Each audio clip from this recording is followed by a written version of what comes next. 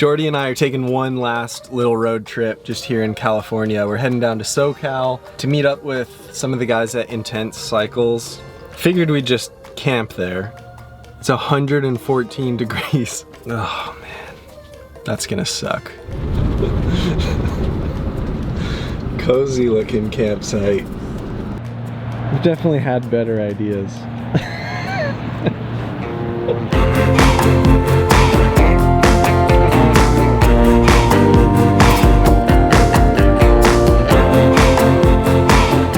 We're gonna meet John Hall, Aaron's mechanic at Intense, which is not very far from here really. Yeah. But Intense is pretty fascinating too, like there's so much history there.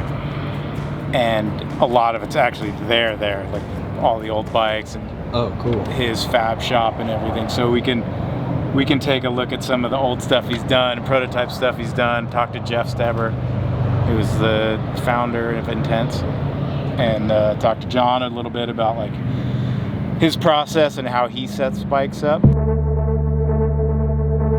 I'm Jeff Steber. I'm with Intense in Temecula, California, USA. Yeah, here we are. Humble abode. Lots of historic racing frames and things. We just did a batch of these prototype frames for Aaron. And this is just prototype tooling, so I can do kind of quick changes and bang these things out pretty much in a day. But we just made 3 fronts and rears as spares in hopes that the World Cup season or Worlds is happening. Something happens. Yeah, you don't go to a race with a prototype bike, especially alloy bike, without some backups. Yeah. And this thing is actually built really light. I think we were within 8 ounces of the carbon model, so chances are through a full season you'd go through a couple of these. Yeah. My name's John Hall, Intense factory racing mechanic, specifically for Aaron Gwynn. And I've been working with him since 2014, as well as Fox. So. Of the 279 that we've been working on, we rode the M29 quite a bit, and we went to the 279. We just did a, an M29 front and a 279 rear with options, for different rear end lengths and stuff like that. And this is just, proof of concept, really. You start here, like, okay, is this something that we actually want to explore? It's a lot of money to prototype stuff, so you want to try to make sure before you go down that rabbit hole that it's worth exploring first. And that's all that bike was, and that rear end.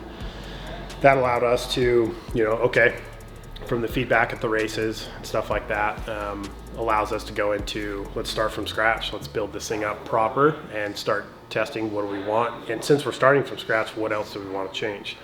That will be the next evolution of the M series, for Intense. The prototyping process is kind of just something I've developed that works really good and is very quick and intuitive, easy to make changes. In fact, the way I do this tooling, these different holding blocks and things allow me to have infinite adjustment and move them around anywhere I need to hold tubes and things like that at the proper heights, so that it's kind of infinitely adjustable. And you can see there's a one-to-one blueprint on here that the frame and the holding fixtures are laid out to.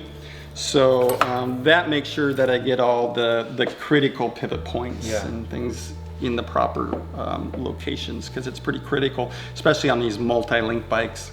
And then Fox is obviously involved during the entire process. We're in constant connection with Jordi and the guys over there. So say, hey, here's what we're working on. We're going to be doing this.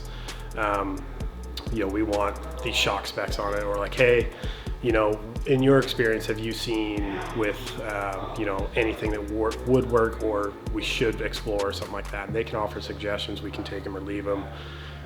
But typically, we all kind of settle right down on the same page. And then they can, Fox gives us a heads up, hey, we got a new fork coming. It's got this offset, this axle to crown.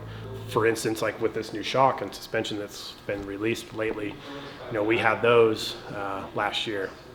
And when we knew we were going to be doing this new frame and everything like that, constant communication, is key.